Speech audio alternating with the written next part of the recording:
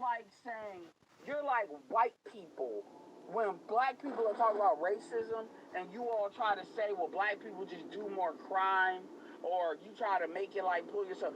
That's who you are. That is the same shit. You're just doing it from a gender perspective versus a racial one. It's the same level of fucking excuses. No, my last live stream, the one that I unlisted it. You gotta go to the Patreon for that one. So go on my Patreon and that's there. And so, so I saw a video of Zoom to Thailand, and Willie, he did a video responding to Willie D, and he was cool about it. I mean, he's very good about how he grows his channel. And Willie D admitted he didn't bash black women, but my point is, well, a lot of these girls do bash black. They always talk like Willie D is not going to have a conversation with a Dr. T. Son Johnson.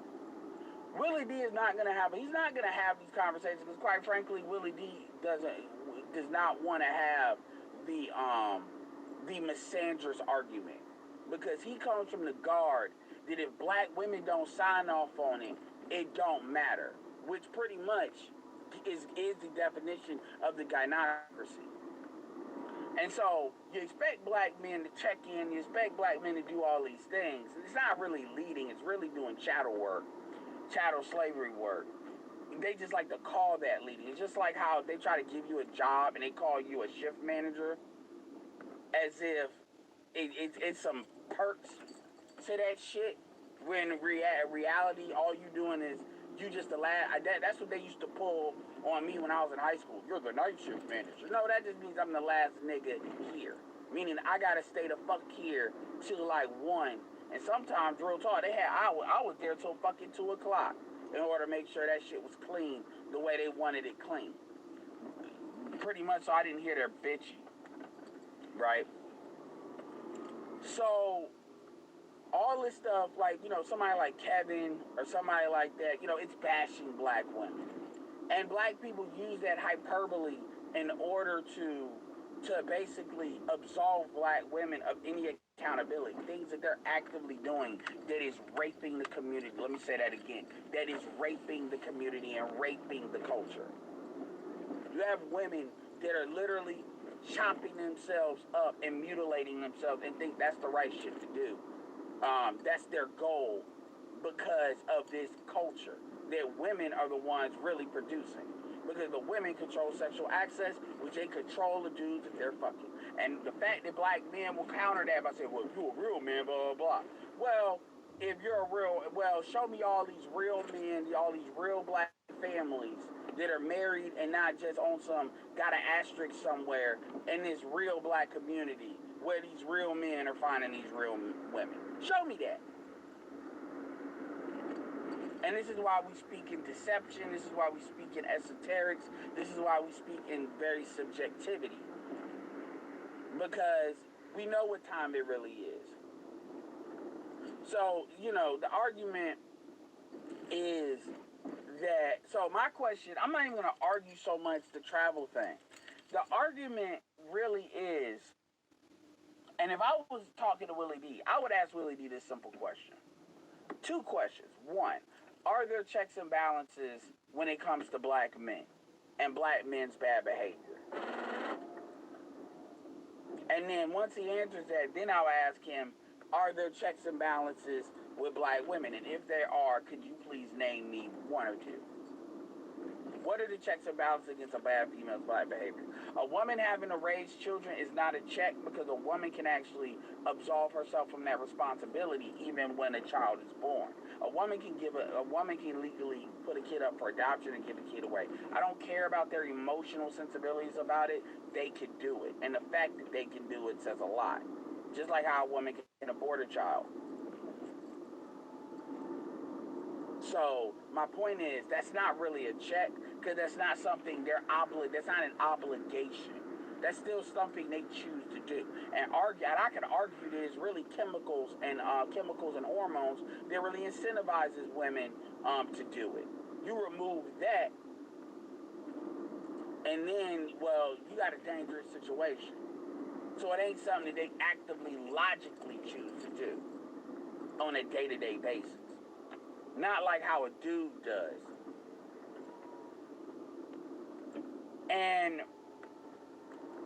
what happens is, this is why the conversation never really progresses. Because, dude, we want to have this tug of war where dudes are basically trying to hold on to what they perceive as the community. And they want to keep you there. This is where the traveling part comes in. You are, they always want to say this you running away shit.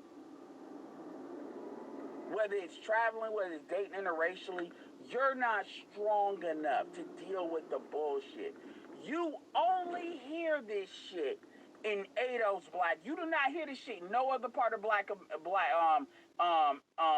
diaspora. You only hear it in Ados Black America.